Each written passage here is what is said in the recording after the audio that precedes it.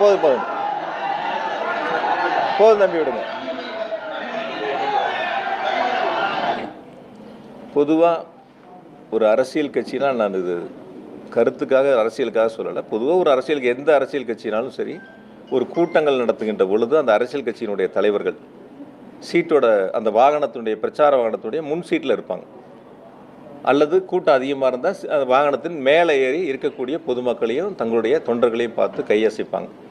ஆனால் இந்த கூட்டத்தில் நடந்தது நீங்கள் எல்லாருமே லைவ் போட்டீங்க. ஏறத்தாழ கூட்டத்திற்கு ஒரு 500 மீட்டருக்கு முன்னாடியே வந்து வாகனத்தின் உள்பகுதியில் போயிட்டாங்க. ஸ்க்ரீன் போட்டாச்சு, லைட் ஆஃப் பண்ணியாச்சு. முன் சீட்டில் தான் எல்லோரும் உட்காருவாங்க, கையசைப்பாங்க, மேலே நின்று கையசைப்பாங்க. இது வழக்கமான அரசியல் தலைவர்கள் செய்யக்கூடிய ஒரு நிகழ்வு. ஆனால் அது நேர்மாறாக வந்து அந்த 500 மீட்டருக்கும் ஏறத்தாழ அந்த வாகனங்கள் செல்வதற்கு 1 மணி நேரம் ஆயிருக்கு. 1 மணி நேரம் அதை கடந்து செல்வதற்கான சூழல் உருவாயிருக்கு.